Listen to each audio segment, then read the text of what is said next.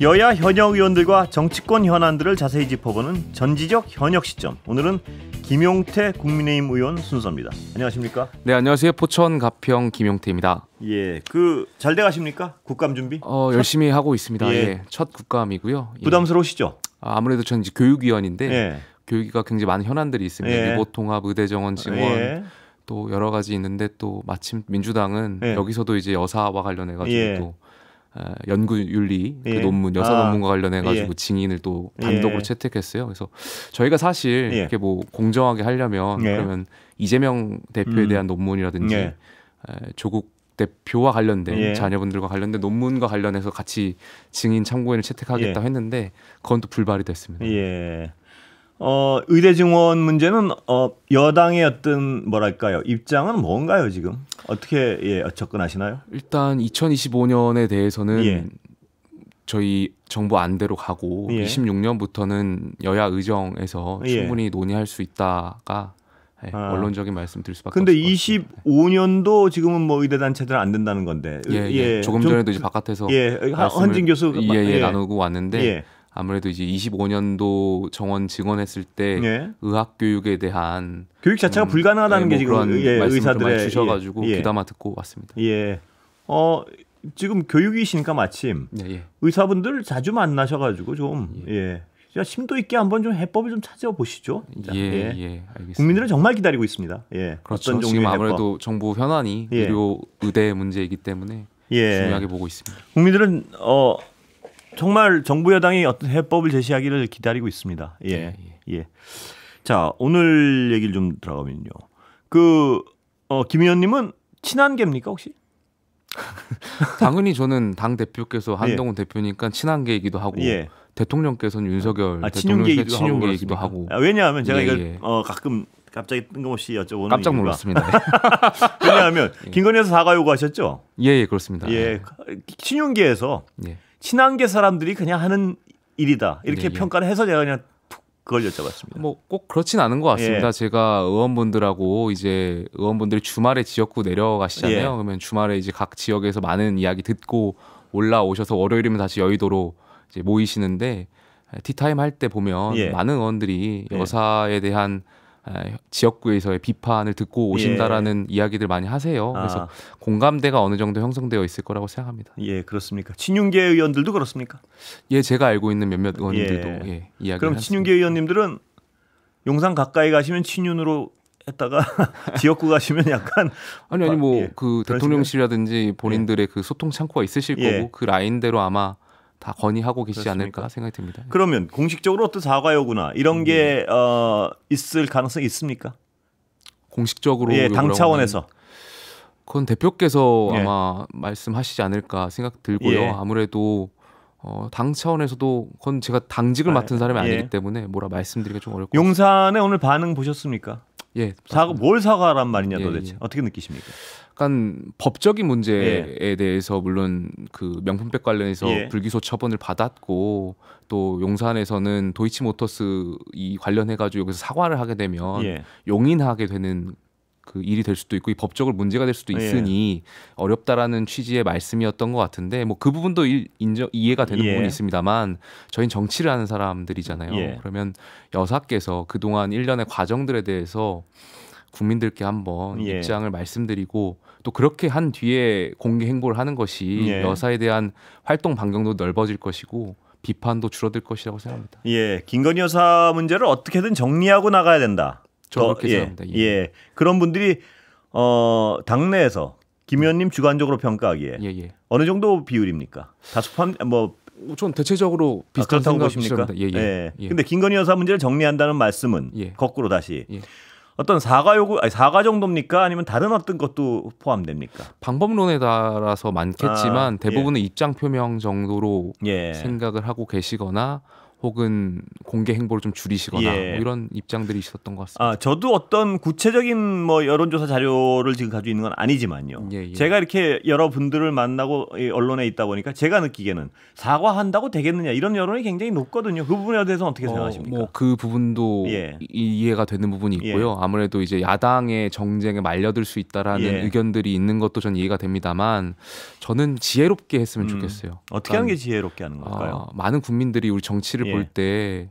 이재명 대표도 강하고 대통령도 강하고 이런 말씀들 많이 하시잖아요.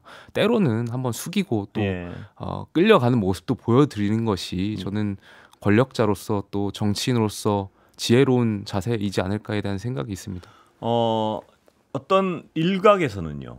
여당 내부에서 김건희 여사에 대한 수사를 촉구하는 목소리도 터져나올 것이다. 이런 전망을 하는 분도 있습니다. 어떻게 보십니까? 글쎄요. 제가 의견을 나눴던 분들 중에는 뭐 수사와 관련돼서 촉구해야 된다라는 의견을 주신 분은 없어가지고 그 부분은 좀 조심스러울 것 같고요. 그리고 검찰에서 이제 도이치모터스 의혹과 관련해서 이제 판단이 남아 있지 않습니까? 그래서 그 판단을 보고 나서 말씀드리는 것도 그러니까 수사기관의 그 논리라든지 근거를 보고 판단해야 할 문제라고 생각합니다. 여당 의원들 사이에서도 김건희 여사에 대한 어떤 수사 문제는 공정하게 이루어지지 않고 있다는 여론이 꽤 높다. 이런 인식대는 있습니까? 인식에 공감되는? 글쎄요. 그 부분에 대해서도 이제 이야기한 바가 없어서 왜냐하면 명품백 의혹과 관련해서는 어쨌든 처벌할 수 있는 규정이 없는 거지 않습니까? 여기에 대해서 이제 법적 처벌 근거가 없기 때문에 무혐의 처리가 된 거고 다만 계속해서 강조하지만 다른 정치적인 판단이 있는 거니까 정치적인 도리를 다했으면 좋겠다는 주장을 계속하고 있는 것이죠.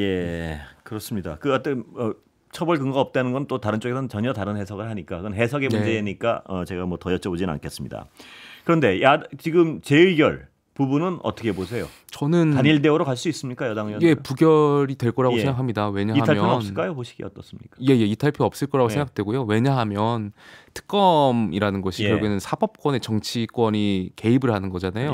굉장히 특수한 상황인 건데 역대 특검법들이 그래서 여야 합의로 이루어졌습니다. 특히 대통령실과 관련된 특검이 통과되려면 대통령실에서 수용을 해야 되는데 그러한 과정 없이 여야 합의 과정도 없이 만약 이 특검법이 통과된다면 그건 말 그대로 정말 윤석열 정부의 어떻게 보면은 정권의 정말 어떤 왜냐하면 없는 제도 뭐 이렇게 만들어낼 수 있다고 하잖아요. 그러다 보니까 그 질문은 한번 드리려고 했습니다. 그러다 보니까 특검법이 통과가 된다면 합의 없이 이거는 레임덕일 수도 있고 그러한 레임덕을 원하는 여당 의원들은 없을 거라고 생각합니다. 그 부분이 좀 불편한 질문이긴 한데 제가 안 드리고 넘어갈 수가 없어서. 특검에 대해서요. 김건희 여사나 윤석열 대통령을 향한 어떤 수사에 대해서 자신의 이해관계가 있는 특검에 대해서 자신이 거부권 행사한다는 이 상황에 대해서 좀 바람직하지 않다는 지적에 대해서 어떻게 보십니까? 참 어려운 질문이신 것 같은데요. 왜냐하면 우리 헌법이 그러한 것까지 고민하지 않았기 때문에. 근데 그건 이제 정치니까 법적인 부분을 여쭤보는 게 아니고 정치니까. 이 정치는 국민들 향해서 하는 거 아니겠습니까? 국민들한테. 국민들은 대통령 부부, 특히 김건희 여사에 이러이러한 의혹을 당신이 가지고 있지 않습니까라고 국민들은 묻고 있어요. 그런데 그분의 남편이 대통령이 당사자가 거부권을 행사하는 것에 대해서 비판적인 목소리가 있다는 걸 알고 있고 거기에 대해서도 뭐 잘 제가 귀담아 듣고 있겠습니다. 김 의원님은 어떻게 생각하세요? 어려운 질문이신 것 같아요. 그렇습니다. 뭐 대답을 뭐 더 여쭤보지 왜냐하면 특검법이 물론 이제 정치적인 것도 있지만 법적인 것을 봐야 되는데 일단 합의되지 않았다는 점 좀 강조하고 싶고 특히 이제 국회의장이 결국에는 고르는 거잖아요. 그러니까 민주당에 유리한 특별검사가 임명될 가능성이 매우 높단 말이에요. 그래서 법적인 모순점이 있기 때문에 이제 반대를 하는 것인데 또 정치적으로 들어가면 이해 당사자 문제가 되다 보니까 제가 답변 드리기가 좀 어려운 부분이 있습니다. 아까 그 말씀을 하셔서 꼭 이걸 근데 제가 가끔 드리는 말씀이기도 합니다. 여당 의원. 특검이 없는 죄도 만들어낼 수 있습니까? 글쎄요, 뭐 법률가들에 따르면 뭐 그런 가능성도 있을 수 있다라고 말씀하시는 분들이 그럼 검찰이 없는 죄도 만들어낸 사례가 많습니까? 그렇게 되면 문제가 되는 것이죠. 없는 죄를 만들어서 기소해도 문제가 되는 것이고 있는 죄를 불기소하는 것도 이제 문제가 되는 제가 것인데. 여쭤보는 거는 검찰이나 특검이 기존의 과거에나 현재 검찰이 없는 죄를 만들어내는 경우가 있습니까 보시기에? 과거에 우리 사례에 있지 않습니까? 그렇죠. 과거에 있고 현재는 어떻습니까? 현재는 모르겠죠. 글쎄요. 있는 점. 근데 가능은 하다고 보십니까? 뭐 없는 법률가들에 따르면 민주당은 이재명 대표에 대한 어떤 지금 그 기소나 이런 것이 없는 죄를 만들어냈다고 주장을 하고 있으니까요. 거기는 법원 판단을 이제 받아볼 거니까 법원에서 공정해서 판단할 거라서 그 부분이 갈려. 그다음에 특검이 이래서 없는 죄를 만들어내면서까지 이 현 정권 살아있는 권력을 수사할까요? 일단은 대법원 그 이제 여사특검하고 또 이제 최상병 거나 다른데 대법원장이 4명을 추천하고 국회의장이 2명을 2명 중 1명 고르는 구조다 보니까 아무래도 민주당 색에 가까운 분이 되실 수 있는 가능성도 배제할 수가 없죠. 그게 그렇습니다. 그 부분이 굉장히 중요한 게 특검의 경우에 있어서 이 특검을 하는 이유가 근원적인 이유가 어떤 집권 세력의 영향력에서 검찰이나 경찰이 수사를 제대로 못하기 때문에 특검을 하는 것인데 그래서 야당 쪽이 선택을 해야지 수사를 세게 할 수 있다. 이게 특검의 전제 아니겠습니까? 수사를 제대로 할 수 있다. 글쎄요, 그거는 너무 야당 측 그런가요? 입장인 것 같아가지고 아니, 뭐 제가 야당 측이 아니고 이거는 그 특검이 있는 이유, 특검을 요구하는 이유가 그거 아닌가 하는 본질적인 부분 같아서요. 글쎄요, 그렇게 가면 계속해서 이제 계속 똑같은 이야기인데 이제 없는 죄도 만들 수 있는 가능성이 있고 없는 죄도 만들 수 있다는 걸 부인하시는 분한테는 제가 그런 질문을 드렸습니다. 근데 김 의원님은 없는 죄도 만들 수 있다 그러니까 뭐 검찰이고 특검이고 그럼 뭐 그 질문은 더 이상 안 드리겠습니다. 알겠습니다. 없는 죄를 만들 수 있다는 걸 그 가능성을 부인하는 분들이 많아서 제가 여쭤봤던 질문입니다. 자, 정성국 의원이요. 어제 그제인가요? 이 자리에 나오셔가지고 이번 재의결까지는 단일 대우가 가능한데 다음부터는 난 모르겠다. 우리도 굉장히 의미심장한 말씀이세요. 동의하십니까? 여당 분위기. 저는 뭐 건 정성국 의원님의 생각이고 존중해야 되고요. 저는 일단 상황을 봐야 된다고 생각해요. 대통령께서도 이제 최상병 건과 관련해서는 공수처 수사 결과를 보고 판단하시겠다라고 여러 차례 말씀드린 바가 있고 그러니까 상황이 계속 변하기 때문에 그걸 보고 판단해야 되고 결국에는 특검법에 만약에 이것이 수용된다면 가장 제일 먼저 해야 될 것은 대통령실과 여야 합의가 먼저 존중돼야 되겠죠. 그런데 지금 예를 들어서 김건희 여사 관련 의혹들에 대해서는 어떻게 보세요? 김 의원님은 뭐 어떤 의혹을 말씀하시나요? 뭐 여러 가지라서 사실 뭐 이제 인사 개입은 아직 안 나왔고 공천 개입 의혹 뭐 일단 공천 개입 의혹에 대해서는 어떻게 보세요? 이거 이제 근데 제가 어제 이제 언론사 단독 기사를 쭉 봤는데 사실 공천 개입이라고 하기에는 너무 프레임을 씌워져 있는 근데 어제 그 단어는 들어요. 굉장히 어떤 해석의 여지가 있습니다. 제가 왜냐하면 봐도. 저 같은 경우에도 혹은 다른 분들도 공천을 신청하고 공천에 대한 고민들을 많은 분들하고 생각을 나누잖아요. 그렇다 보면은 해당 분이 이제 사적인 자리에서 어떤 조언을 주실 수도 있는 것이고, 근데 그건 개입이라고 볼 수는 없는 거니까요. 다만 어제 보도는 그렇게 해석을 할 수도 있습니다. 그런데, 다만 이제 비판은 하실 수 있는 지점이 과연 여사가 이렇게 공천에 대한 상담을 조언을 해주는 게 적절한가에 대한 비판은 있을 수 있겠죠. 저는 그건 충분히 반성하고 성찰해야 되는 부분이라고 생각합니다. 그런 게 적절치 않다는 데는 동의하시는 거군요. 그런데 어제 보도는 그렇게 여러 측면에서 볼 수가 있는데 다른 보도들도 많지 않습니까? 뭐 또 어떤 걸 말씀하시는 거죠? 예를 들어서 명태균 씨 바쁘셔서 보도를 못 보셨을 수도 있어서 제가 설명해. 명태균 씨가 예를 들어서 과거 어떤 김용선 전 의원 그 공천 과정에서 여사의 힘을 통해서 뭐 김용선 전 의원을 공천을 시켜줬다 재보궐선거에서 뭐 이런 보도들 본인의 얘기죠. 근데 뭐 용산에서는 거기에 대한 구체적인 부인은 안 하고 있고요. 이런 상황에 대해서는 진상에 대한 어떤 일단 국정감사 증인으로 채택되신 걸로 알고 있으니까 그 관련해서 갖고 있는 뭐 녹취록이라든지 이런 게 좀 더 공개된 다음에 좀 말씀드릴 수 있지 않을까 생각이 들어요. 지금 상황에서 너무 그분과 또 이 단편적인 이 측면에서만 보다 보니까 좀 답변드리기 좀 어려운 부분이 있네요. 근데 이게 하도 여사 관련된 의혹들이 많아서 그 질문만 계속 드리게 돼서 저도 좀 민망하긴 한데요. 그 김대남 대통령 선임 행정관 그분은 어떻게 보세요 지금? 저는 그분께서 지금 금융기관 감사직에서 내려오셔야 되지 않나 생각이 듭니다. 그것이 윤석열 대통령실 참모로서 전 참모로서 대통령에 대한 그리고 국민에 대한 예의 아닐까 생각이 들고요.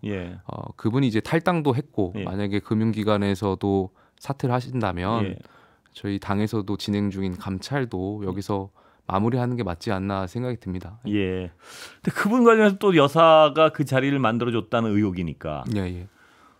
이런 어떤 뭐 제가 김 의원님 모시고 그런 전반적인 의혹에 대해서 하나하나 뭐 담당한 분이 아닌데 제가 여쭤보는 게 뭐 무슨 의미가 있을까도 싶기도 한데요. 근데 이제 좀 전반적으로 이건 저도 참 불편한 게 말입니다. 이거를 여당 의원 모시고 하나도 또 모른 척할 수도 없고 그렇다고 해서 그 세부적인 걸 아시지도 못할 텐데. 그런데 저는 공정하게 공천 경선을 진행하고 있었어서 그 당시에. 여사랑은 혹시 보신 적 있습니까? 이거 뭐 여담입니다. 그냥 대통령실 지도 볼 때 만찬일 때. 그런데 이런 어떤 아까도 여쭤봤지만 여사를 둘러싼 이 전방위적인 의혹들, 그건 언론에서 지금 계속 제보를 받고 터뜨리고 있는 거니까요. 이거를 사과를 요구하셨는데 아까도 사과를 가지고 해소되긴 이미 선을 지났다 이런 어떤 주장에 대해서는 어떻게 보십니까? 그래도 그걸 사과라도입니까? 당연히 없는 것보단 낫다. 전제 조건이라고 생각합니다. 그러니까 당연히 이 대한민국 사회에서 영부인이 갖고 있는 사회적 지위와 또 어떤 그런 위치들이 있지 않습니까? 근데 명품백 의혹부터 시작해서 의혹이더라도 이러한 것들에 대한 일련의 과정에 대해서 영부인의 위치에 걸맞는 입장을 내놓으실 필요가 있지 않나 생각이 듭니다. 대한민국 국민들께서 영부인에 대한 생각들이 있잖아요. 과거부터 갖고 있는 영부인들의 생각. 근데 여사께서 지금 보여주셨던 그런 행동이라든지 아니면 의혹들이 그런 국민들의 생각과 괴리감이 있을 수 있으니 여기에 대해서는 품격 있고 또 품위 있게 대한민국 영부인으로서 입장을 한번 표명하실 필요가 있다. 그게 늦더라도 용산에 그런 움직임이 있습니까? 들으시기에? 제가 듣기로는 다양한 의견들, 옵션들을 검토하고 있다라고 들었는데 오늘 입장 발표 나오는 거면 전혀 아니던데요? 뭐 여러 가지 고민을 하고 있는데 제가 드리고 싶은 말씀은 늦어지면 늦어질수록 그리고 어떻게 보면 야당에 끌려서 하는 입장 표명은 안 하느니만 못하다고 생각합니다. 그래서 지금이라도 빠른 시기에 했으면 좋겠습니다. 근데 오늘 입장 발표 나온 그 분위기를 보면은 김 의원님의 바람은 이루어지지 않을 것 같은 느낌이 좀 드는데요. 글쎄 여사께서 대통령을 도와주셔야 되지 않을까요? 자, 이재명 대표 선고가 얼마 안 남았습니다. 결과는 두 가지 중에 하나로 크게 갈릴 것 같습니다. 뭐냐하면 100만 원 이하가 나와가지고 정치 생명에 전혀 지장이 없는 판결이 나올 경우 하고 100만 원 이상이 나올 경우 그 각각의 경우에 어떻게 될 것이라고 보십니까?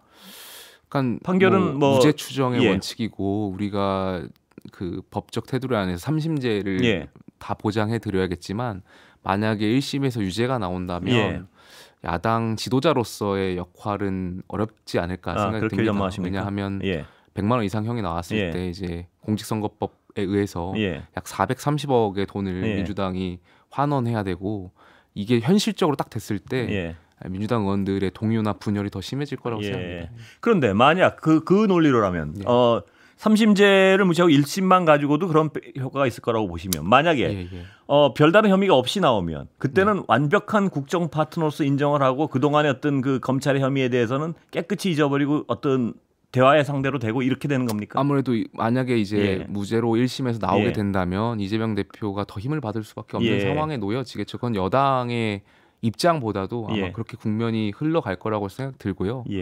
일단 유무죄 판결 좀 지켜봐야 될 것 같습니다. 2, 3심 기다리지 않아도 어떤 이재명 대표를 그렇게 보시는군요. 용산에서도 그렇게 생각할까요? 어떻게 보십니까? 완전한 국정 파트너. 이제는 그동안은 왜 여러 어떤 혐의를 거론하면서 국정 파트너론 삼을 수 없다는 입장을 견지해 오지 않았습니까? 뭐 글쎄요, 용산에서도 뭐 이재명 대표 모셔가지고 영수회담도 열었고 약간 과거 2년 전에 비해서는 많이 바뀐 모습들을 최근에 보여줬었잖아요. 그래서 파트너로서 인정했다라고 저는 생각이 드는데 아무래도 뭐 유무죄를 떠나서 어쨌든 남은 기간 동안 11월까지는 야당 대표로서의 존중은 당연히 해드려야죠. 당연한 겁니다. 한동훈 대표는 어떻게 됩니까 보시기에? 어떤 갑자기 저희 한동훈 대표를 어떤 하도 뭐 아까도 그런 말씀 나눴지만 재밌는 얘기 여쭤보려고 했는데 시간이 다음에 모시겠습니다. 알겠습니다. 김용태 국민의힘 의원이었습니다. 감사합니다. 감사합니다.